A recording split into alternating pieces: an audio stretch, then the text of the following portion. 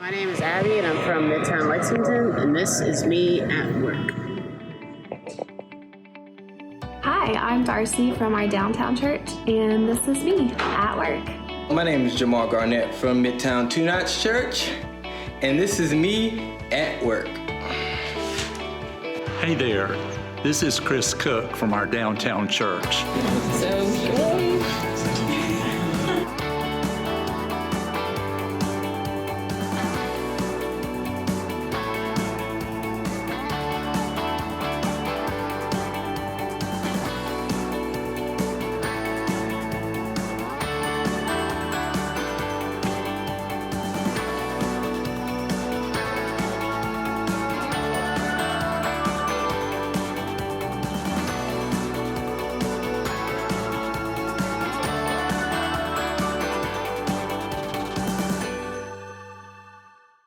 Well, good morning. How's everybody doing this morning? Good. A couple of you. I got a few woos. That was nice. I like the woos in the morning. It's great. It's good to see you guys this morning. My name is Michael Bailey. I'm one of the pastors here at Midtown Fellowship. Pumped to be with you guys as always as we get into God's Word together as a church family this morning. We, as you heard earlier from Brandon, we are getting into a new series that we are entitling Work.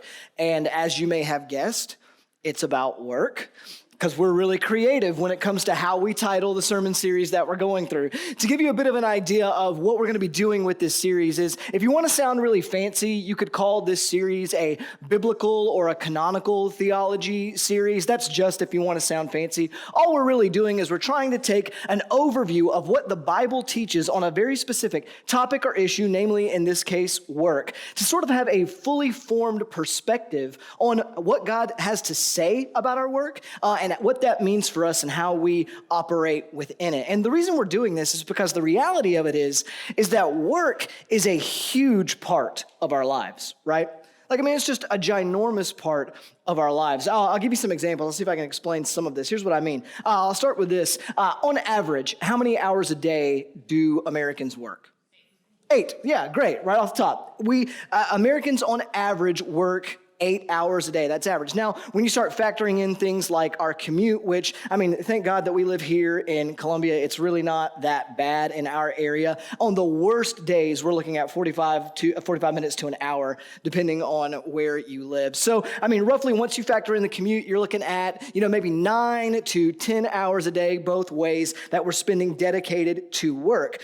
But then there's all the other stuff that we do that we don't get paid for, that is work nonetheless. Right? And just so we know, that stuff counts. When we talk about work, we're not just talking about our 9 to 5 jobs. I'm talking about all of your to-dos, the grocery shopping, right? The cooking, the yard work, the errands, the bill payments, the laundry. Oh yeah, and this thing that we call parenting. It all comes underneath the umbrella of work. And when you add all that stuff up, you quickly find that we roughly spend about 1/2 of every weekday engaging in work in some way, shape, or form. That's 1/2 of every 24-hour period doing some form of work.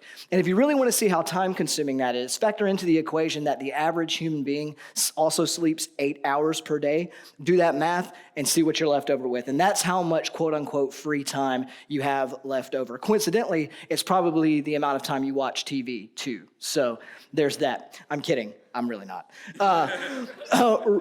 What it all kind of boils down to is roughly 1/3 of our entire lives is going to be spent working in some way, shape, or form. And that is a serious chunk of time, is it not?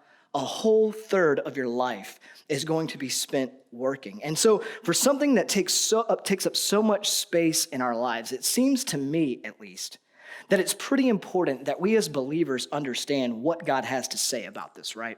Like, if it's going to have that big of a spot in our lifetime, then we would do well to know, does God have anything at all to say about this? What does God want for me in my work? How does he want me to approach work? Is work a good thing? Is work a bad thing? How do I make sense of all of this? And I would even submit that there may be no greater area of our lives where we need God to speak into than our work lives, because our relationship with work can be complicated, right?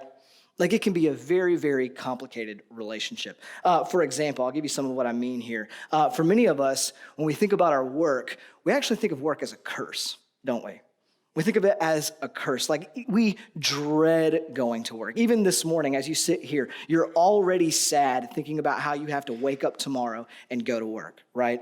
Like, you're already sad about it. Like, Sunday's supposed to be your respite from this, but all you can think about is, dadgummit, Monday is coming.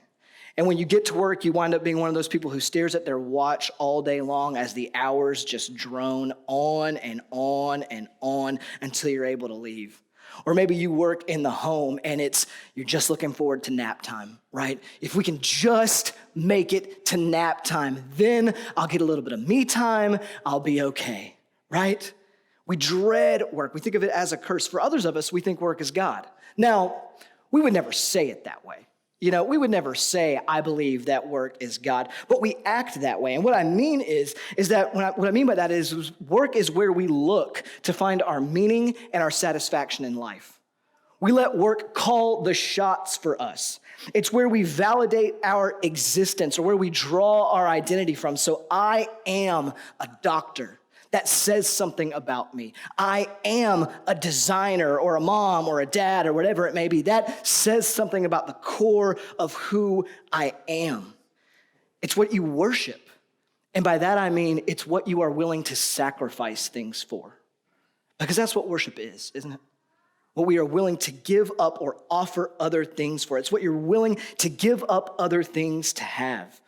For some of us, we offer up all of our extra time, our energy, our health, even our marriages, our families, and our relationships for the almighty job. We do. Work becomes a god. And even if we don't fall into those extremes, many of the rest of us, we just struggle deeply with our work.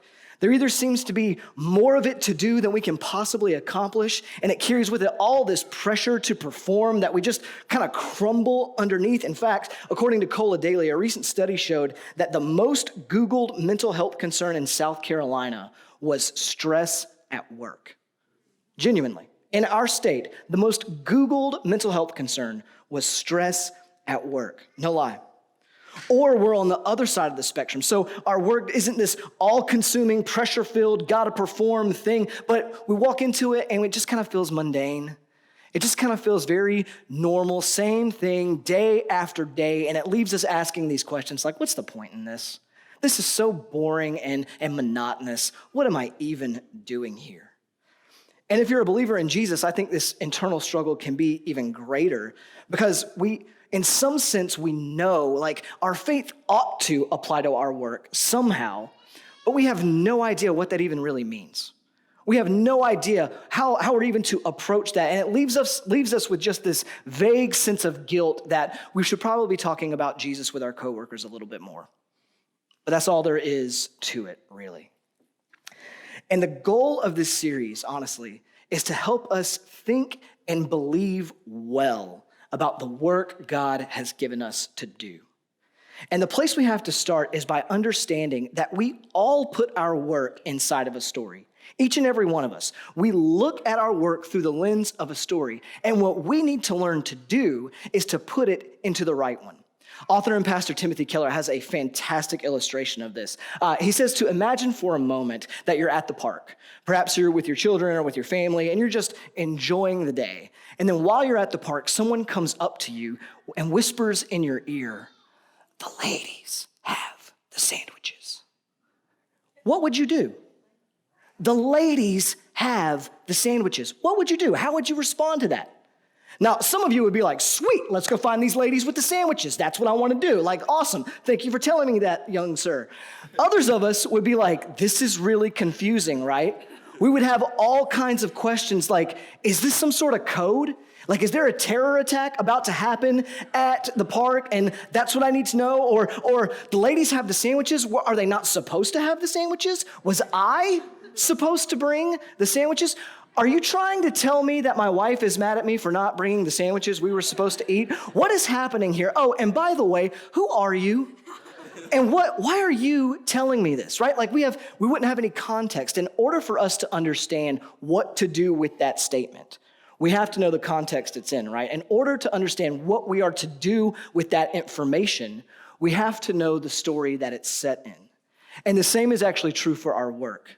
In order for our work and God's purposes in it to make any kind of sense to us, we have to put it into a story. Specifically, we have to put it into the right story, namely God's story. And so my goal for today is to give you that story and to help reframe for you how you may currently think about your work, whether it be your job or what you do at home or any of the stuff in between. And so to do that, let's go to Genesis chapter 1. We're going to start in verse 26 and we'll go through chapter 2, verse 3. We'll actually come around and hit verses 10 through 15 in chapter 2 in a little while as well. But we'll pick up in Genesis chapter 1. This is the origin story of humanity, and it matters for how we're going to understand what God has for us in our work. So let's pick up in verse 26. This is what it reads. Then God said, "Let us make man in our image, after our likeness, and let them have dominion over the fish of the sea, and over the birds of the heavens, and over the livestock, and over all the earth, and over every creeping thing that creeps on the earth." So God created man in his own image. In the image of God, he created him, male and female, he created them. And God blessed them.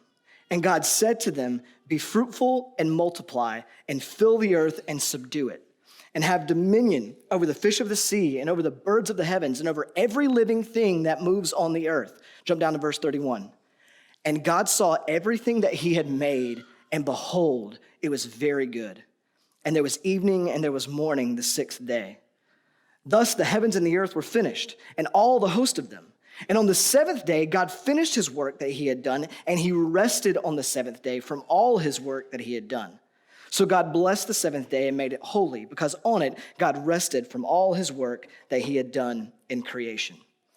All right, from the very first pages of the Bible here, we get a very important picture of God. Specifically, that God is a God who works. Actually, the very first sentence in the entire Bible is, "In the beginning, God created." Basically, in the beginning, God worked. The biblical picture of God, the God of the Bible, is a working God. He does stuff. The scriptures say he worked to bring into existence everything that actually exists. That the God of the Bible is a worker. He is a creator and a sustainer, a builder and a cultivator. The way I've said it to you before is that God is living and active. He does things in the world. He is a working God. The biblical picture of God is not that God is sort of lazily sitting up on his throne in heaven as all of his subjects scurry about accomplishing things. The biblical picture of God is that God is a God who rolls up his sleeves and gets to work. And now, as modern Westerners who are really familiar with this passage, this stuff may not jump out to us as much of a big deal upon just a tertiary reading of the thing. But this is not the typical picture of a human origin story, okay? In the ancient Near East, as a matter of fact, this would have been absolutely mind-boggling. This is not the typical picture that religions, specifically ancient religions, would paint about God or the origins of mankind. One of the most popular stories in the ancient world came from Babylon, which was sort of the cultural epicenter of antiquity, and it's called the Enuma Elish. And the story goes that the ancient gods grew tired of work. They were tired of the work that they had to do. So they complained to this guy called Marduk, who is like the king of the gods, right? They complained to Marduk saying, "Hey, we're tired of doing this. We want out. We don't want to do this stuff anymore. Work is awful." And they come to him and say, "Hey, we want you to fix it." And so Marduk comes up with a plan to basically outsource the work that the gods initially were doing. And spoiler alert, his solution is humanity, right? And this is his line in it. He says, "I will establish a savage. Man shall be his name. He shall be charged with the service of the gods, that they might be at ease." The popular creation narrative was that Marduk would create man so that the gods could be at ease and mankind would just have to suffer through all this work on their behalf. And even though this is an ancient story, this is kind of the way we're all prone to think about work, is it not? That work is a burden or a punishment. And that certainly, if anything, work is beneath God. Like what God in their right mind would choose to work. Like, isn't the point of being God that you get to do what you want? And what God would want to do work? Like if we were in that position, we certainly wouldn't do that, right? We would sit up on our throne and enjoy all the spoils of being God. Get to work? Are you kidding me? No way. But that is not the story of the Bible. That is not how the Bible presents things. The God of the Bible is a God who enjoys work and gladly engages in it. In chapter 2, when it says that God rested, I need you to hear this. God didn't rest because he was worn out or tired. You know that, right? Like God is infinite. He is all powerful. He doesn't get tired. He's not like you and I who get worn out after a long day's work. God could keep on going if he wanted to. No, he rested because he was delighted in his work. He rested so that he could sit back and enjoy the work that he was proud of making. He rested because he was pleased with the work that he had done. And so for us, any amount of understanding our work and how it fits into this story has to begin here with this God. It has to begin with God. Verse 26 says that we were made in God's image. And what that means is that what sets humanity apart and distinct from every other created thing is that we have been given the honor and the privilege to serve as these little mirrors to the world of who this God is and what he's like. And so what that means is that our work actually plays a crucial role in that imaging. Essentially, that our work reflects the God who works. Our work is a reflection of who God is, that he is a God who is active and moving and doing stuff. We don't work because God is lazy. We work because God's not lazy, and we were made to be like him. Let me draw some of your attention to a little bit more of this. Let's look back at the text. And God said to them, "Be fruitful and multiply, and fill the earth and subdue it, and have dominion over the fish of the sea and over the birds of the heavens and over every living thing that moves on earth." Now, there are a lot of words in this little text right here that I often call flyover words. And what that means is that when Christians kind of read them, we tend to just fly over them, right? Like when we read it, we just kind of fly over it like, yeah, fill the earth, subdue it, whatever. Let's keep moving on. Words like fill the earth, subdue, and have dominion. We kind of hear them, they go in one ear and right out the other. But that would be a mistake. Because understanding what God is saying here through these words is crucial to understanding what God has us here to do. Now, obviously, a part of this is about having children, right? Fill the earth, multiply. A part of this is multiplying the other image bearers across the globe, taking what is potential in a child and helping unfold it into actuality. And I'm not going to get too bogged down here, but I do just want to say this as a little caveat. We tend to live in a society that looks at full-time parenting like it's not a legit career, like it's not a legit vocation. And I just want to say that the Bible completely disagrees with that.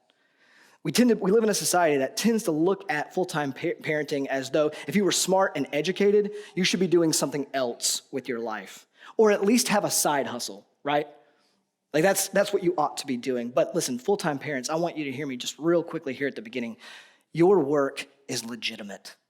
It is legitimate and a beautiful part of God's vision for the world and work therein. It counts, okay? It absolutely counts. But that's not all that's meant here. This call to fill the earth isn't just about making babies, okay? It's about all the things that the earth needs. It's about creating civilization because we don't just need babies. We need infrastructure and goods and services and governments and churches and community centers and countries. We need all of these things to love, lead, and serve those babies that God has called us to make, right? And so this phrase, fill the earth and subdue it, it's sometimes referred to by theologians and scholars as the cultural mandate, meaning that it's God's command to humanity to cultivate the world and bring culture out of it, to take what is potential and make it actual. That word for subdue here means to harness the raw and uncut potential of the earth and to make something from it. So you have forests. Do something with them. You have rivers. Make them work for you. You have metal deep within the earth. Get it out and use it. You have sun and wind and rain. Do something with those things. Plant crops, build houses, invent solar power, design computers, make music and art and build technology. Fill the earth and subdue it. The earth is full of chaos, and your job is to bring order to it. The Hebrew word here for have dominion in verse 26 is the word radah. And what it really means is to rule or to reign. It's royal language. It's king and queen type language. Which, by the way, when is the last time you ever heard somebody answer the question, why did God make humanity with to rule and reign, right? I find it really surprising that it gets very little airtime, even though it's one of the first things that God says about us. But do you hear what this is saying? Do you hear what this means for us? That we as God's image bearers are created to rule and reign with him over the world that he made and to cultivate it, to join him in the creative work, to bring out of the world all that he intended to come from it. That's what we're here to do. One Hebrew scholar describes it as to actively partner with God in taking the world somewhere. And I think that is a beautiful definition of what work actually is. That work is partnering with God to take the world someplace. That's what our work is. And listen, not to geek out on you, but this is just so cool, all right? Like, it is so awesome. That this idea that creation must be developed, and it's our job to develop it. That when God calls us to fill the earth and subdue it, the implication is that God has left tremendous untapped potential in creation, and humanity is meant to unlock it through our labor. That God still retains the role as provider, but he intends for us to join in with him to bring about its full potential and make life better here on earth. That is awesome. That is so cool.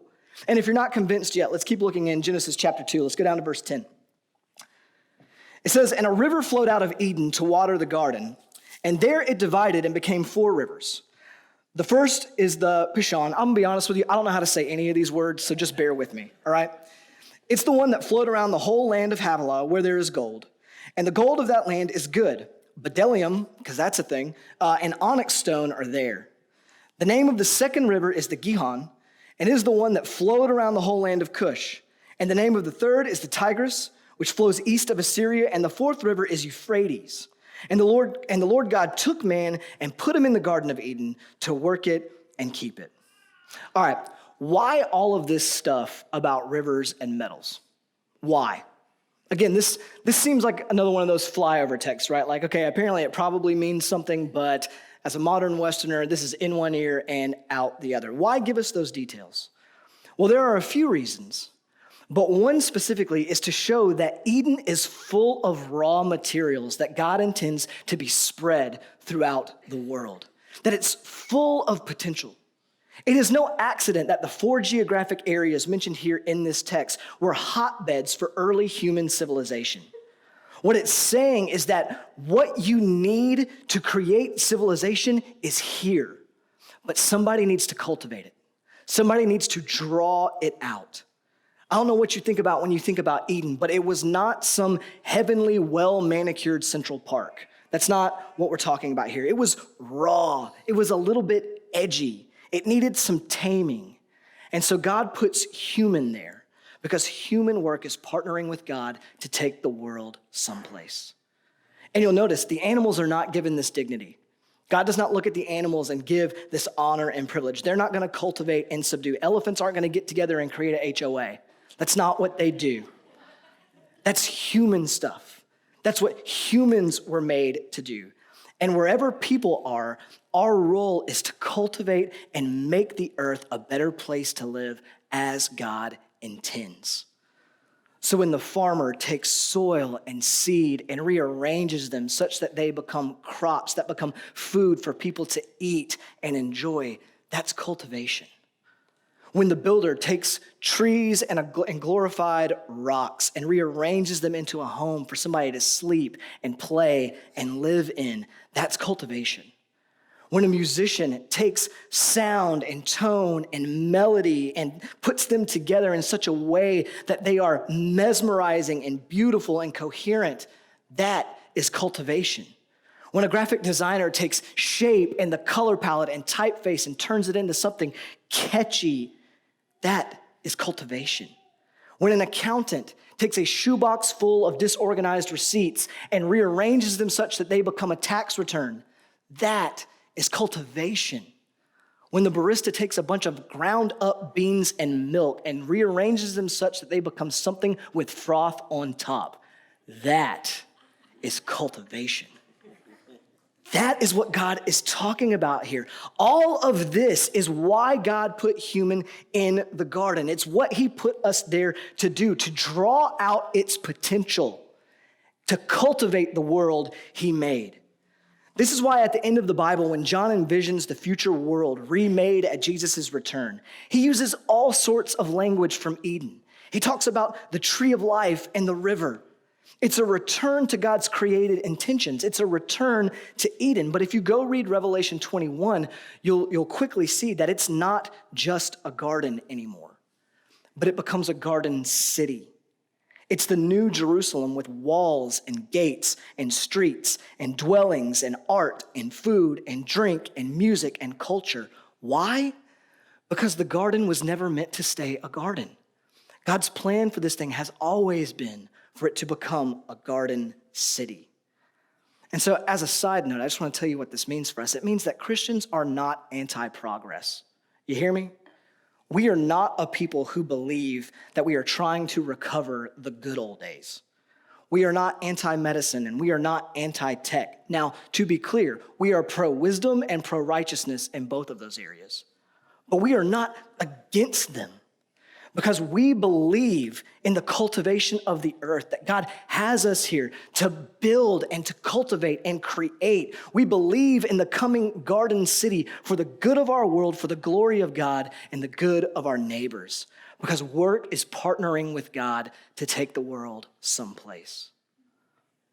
So, how does any of this affect your Monday, right?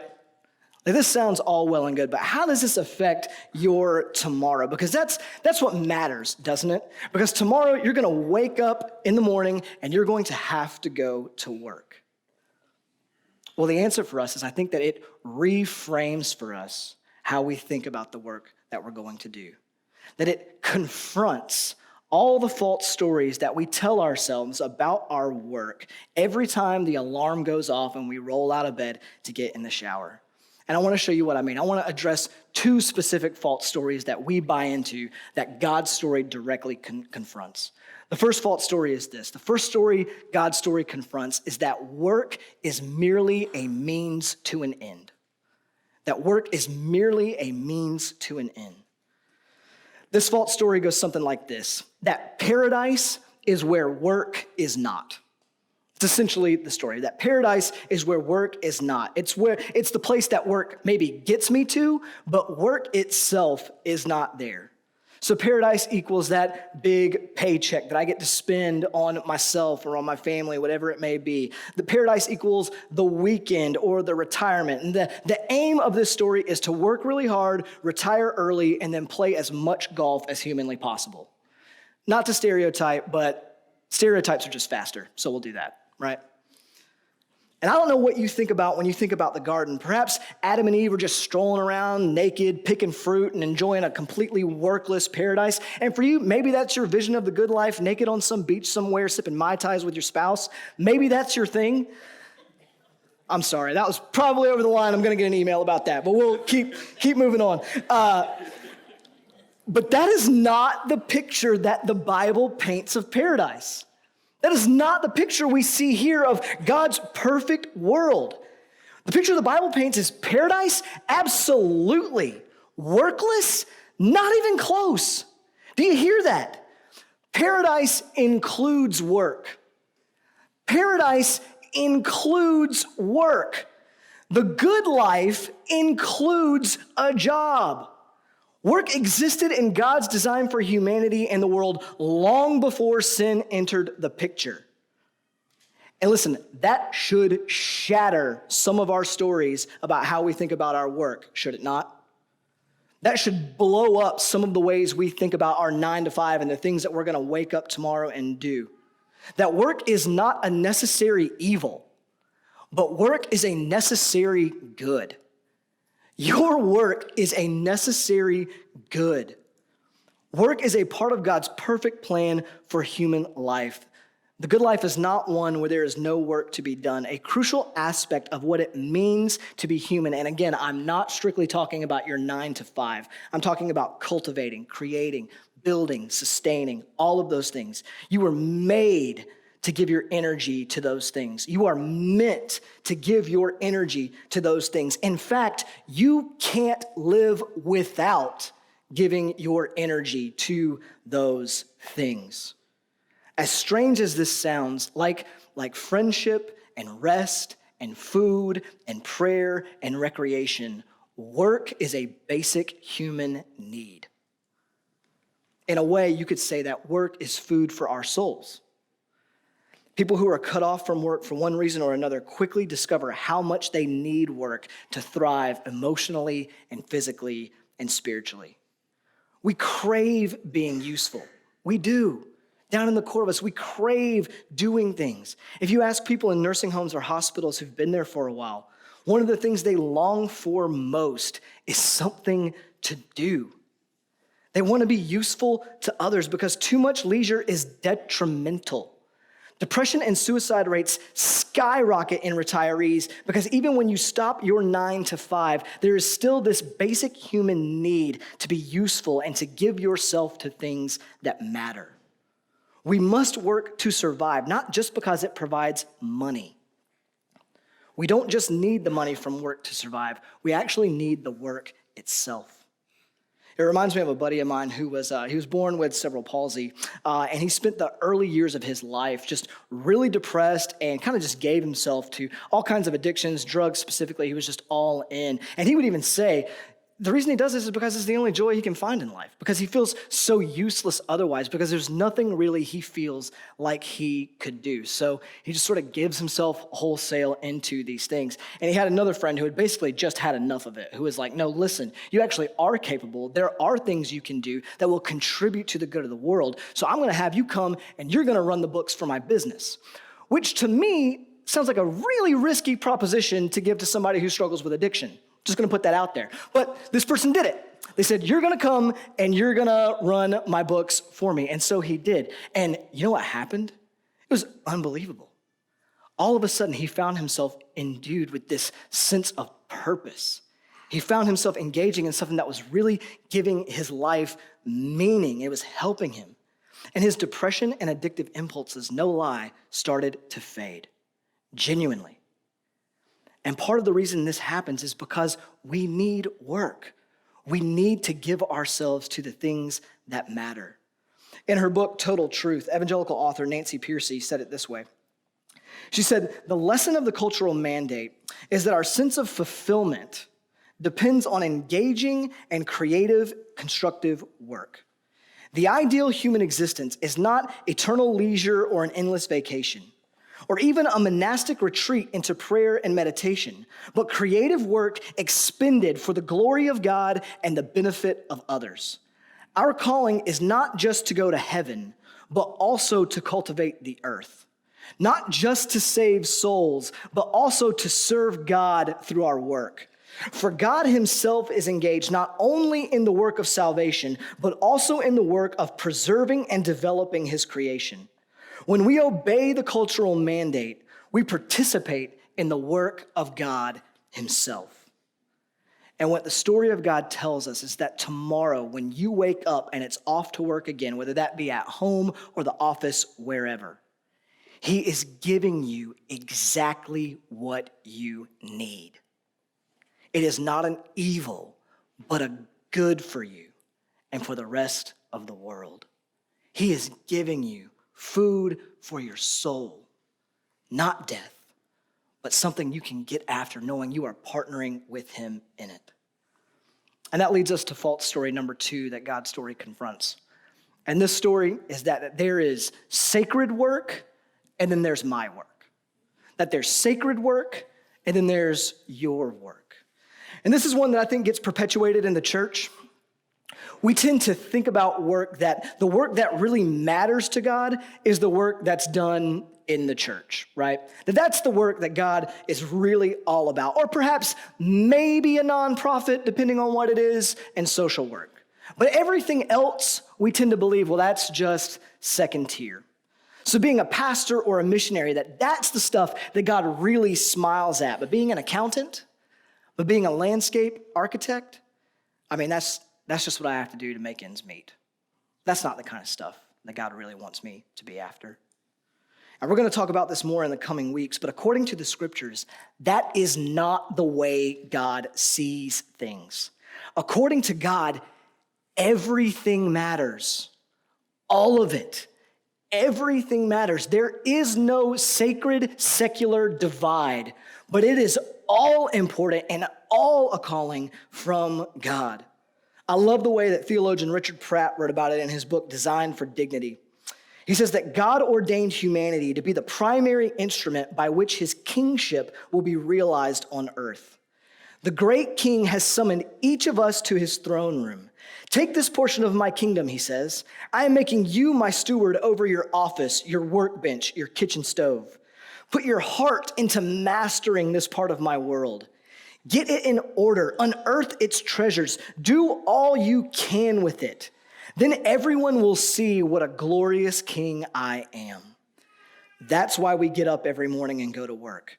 We don't labor simply to survive. Insects do that. Our work is an honor, a privileged commission from our team. God has given each of us a portion of his kingdom to explore and to develop into its fullness. This means your job, whatever it may be, matters to God. Your job matters to God. Your work, even if you don't think about it this way, is spiritual. It is a part of God's work in creation. It is sacred. It is a portion of God's kingdom that he has called you to develop, and that is beautiful. I came across a dude who worked in corporate law who understood this reality really, really well. He said that when he's not viewing things through God's story and somebody asks him, what does he do? He would just respond with, well, I'm a corporate lawyer. That's what I am. I'm a corporate lawyer. But he says when he is seeing things clearly, when he is seeing his job, his life in light of God's story, when somebody asks him that question, he says, I change the world and create with words. That's what I do. Now, you might think that sounds grandiose, but I would ask you to consider it for a moment. Think about what he actually does. Say there is a company that wants to buy another company. What he does, right, is he gets together and he takes that hope and makes it a concrete reality with words. He makes it a concrete reality by drawing up the right documents with the right words for everyone to sign. He makes it a reality by maneuvering negotiations with convincing words. He makes it a reality by making sure that the contract has all the right words in it so that it minimizes risk for all parties involved. He is creating and cultivating and changing the landscape of the world with his words. He's not merely a lawyer, but someone who is joining God in his creating and cultivating work. He sees his work through God's story. And so when you wake up tomorrow, you are not just going to work. You are joining God in his work. You are not just a data entry specialist. You are a partner with God taking the human project forward. You aren't just a mom or dad getting your kids off to school or reading a story before bedtime. You are discipling your children to know and love Jesus, show respect, and maybe one day be a good spouse. You aren't just a contractor working long, hard days in the heat and cold to build a house. You are cultivating the earth. You are drawing out its potential and reshaping the world into an environment where other humans can live and find safety as God intended. You aren't just a student going to class or a salesman making a call or a nurse reporting to the hospital or a teacher preparing the day's lesson. You are a modern day Adam and Eve. This world is what is left of the garden, and you are taking the raw materials in front of you to work them, to care for them, to rule and reign over them, to bring forward as an act of worship to the God who made you, to bring forward the world he created. And the question is not whether the whole of our lives will be shaped by a great story. The question is, which story will we let shape our lives? For the one who has heard Jesus' call to follow him, that call comes with a summons to enter in to his story. The story narrated from front cover to back cover of the Bible. It's an invitation for you to find your place in that story.